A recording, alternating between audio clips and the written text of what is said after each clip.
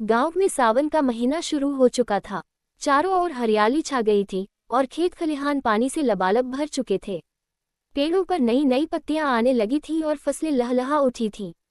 इसी माहौल में एक छोटा सा गांव था, जहां गौरी नाम की एक लड़की अपने परिवार के साथ रहती थी। गौरी की दुनिया। गौरी एक मस्तमौला और खुशमिजाज लड़की थी। वह अपने माता पिता की इकलौती संतान थी और गांव के हर छोटे बड़े त्योहार और उत्सव में बढ़ चढ़कर हिस्सा लेती थी। सावन का महीना गौरी के लिए बहुत खास था, क्योंकि वह इस मौसम का आनंद लेने के लिए अपने दोस्तों के साथ झूला झूलती, बारिश में भीगती और मिट्टी के खेल खेलती थी। जल्द ही सावन की पहली बारिश ने गांव को जैसे जीवनदान दे दिया। चारों तरफ बच्चों की खुशी और हंसी ठिठोली की गूंज सुनाई देने लगी। गौरी भी बारिश का मजा लेने के लिए अपनी सहेलियों के साथ बाहर निकल आई। उन्होंने गांव के सबसे बड़े पेड़ पर झूला डाला और बारी बारी से झूला झूलने लगे। गौरी ने आसमान की तरफ देखा और बारिश की बूंदों को अपने चेहरे पर महसूस किया। वह मन ही मन सोच रही थी कि इस सावन में क्या खास होगा। गांव में हर साल सावन के महीने में एक बड़ा मेला लगता था। इस मेले में गांव वाले अपनी फसलें, हस्तशिल्प, मिठाइयाँ और अन्य वस्तुएं बेचते थे।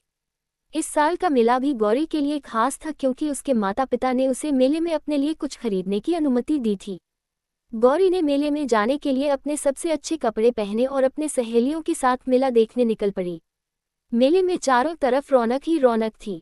तरह तरह के झूले, मिठाई की दुकानें, खिलौनों के स्टॉल और रंग बिरंगी चूड़ियों की दुकानें सजी हुई थीं।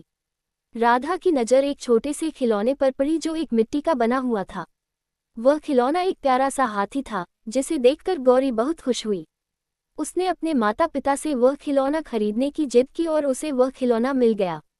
मेले से लौटते समय अचानक बारिश शुरू हो गई। वह सावन की बरसात की पहली शाम थी। गौरी और उसकी सहेलियों ने बारिश का भरपूर आनंद लिया। वे सब एक पेड़ के नीचे खड़े होकर बारिश के पानी में भीगने लगे। गौरी ने देखा कि उसके मिट्टी के हाथी का रंग पानी में घुल रहा था, लेकिन वह फिर भी खुश थी, क्योंकि उसे इस पल का आनंद लेना था। बारिश ने उस रात को और भी रोमांचक बना दिया था। गौरी ने जब अपने माता पिता को वह मिट्टी का हाथी दिखाया, तो उन्होंने उसे गले से लगा लिया और कहा, तुम्हारी खुशी में ही हमारी खुशी है। राधा ने वह हाथी अपने कमरे में सजाकर रखा और हर रोज उसे देखकर सावन की उस बारिश की यादें ताज़ा करती रहती। कहानी से सीख। सावन की बरसात ने गौरी के जीवन में कई खुशियों और यादगार पलों को जोड़ दिया।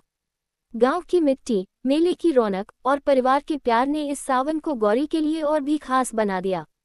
इस कहानी से हमें ये सीखने को मिलता है कि जीवन के छोटे छोटे पलों में भी बड़ी खुशियां छिपी होती हैं, जिन्हें हमें दिल से जीना चाहिए।